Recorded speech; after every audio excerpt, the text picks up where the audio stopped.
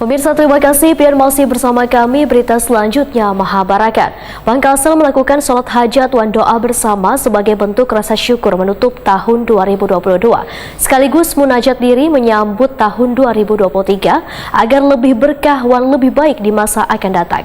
Kegiatan dilaksanakan di kantor pusat Bangkasel, Jalan Lambung Mangkurat, Banjarmasin Tengah, malam Jumat 29 Desember 2022. Bangkasel melakukan sholat hajat dan doa bersama sebagai bentuk rasa syukur menutup tahun 2022 sekaligus munajat diri menyambut tahun 2023 agar lebih berkah dan lebih baik di masa akan datang.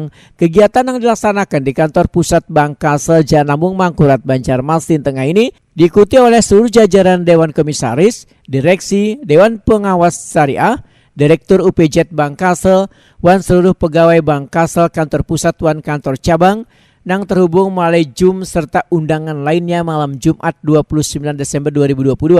Direktur Utama Bangkasel Hana Wijaya memandahkan sholat hajat dan doa bersama ini sebagai wujud rasa syukur atas pencapaian positif yang telah diraih selawas ini serta upaya dan langkah Bangkasel dalam persiapan menjalankan progres akhir tahun 2022 berjalan lancar. Hana Wijaya pun memohon dukungan dan doa tulus dari seberatan yang hadir mengikuti sholat hajat dan doa bersama ini. Hana Wijaya menambahkan kegiatan ini sebagai bentuk muhasabah, refleksi dan renungan bersama di akhir tahun 2022 yang akan segera berlalu serta berdoa kepada Allah Subhanahu wa Ta'ala agar tahun 2023 yang akan datang lebih baik dalam segala hal. Hana Wijaya meminta doa agar pada tahun 2023 Bangkasel dapat bergerak lebih maju dan tetap tumbuh, berkesinambungan serta terjauhkan dari segala hal negatif dan membawa mudarat yang dapat melemahkan Bangkasel. Hana Wijaya pun menyampaikan terima kasih kepada segenap pihak yang telah mendukung perkembangan dan kemajuan Bangkasel.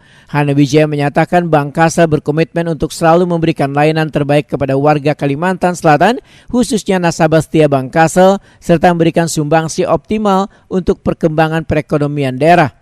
Dalam kesempatan ini Bangkasel juga menyerahkan hadiah tambahan kepada pemenang juara 1, 2, 3, Harapan 1, Harapan 2, dan Harapan 3 dari kontingen Kalimantan Selatan pada MTQ Nasional ke-29 yang telah dilaksanakan di Provinsi Kalimantan Selatan.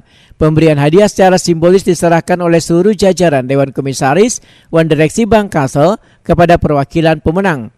Adapun jumlah pemenang yang menerima hadiah ada sebanyak 30 orang yang terdiri dari 24 kategori dengan total hadiah sebesar Rp356.500.000 yang mana sebelumnya juga telah dilakukan penyerahan hadiah dari UPJ Bangkasel sebesar Rp161 juta.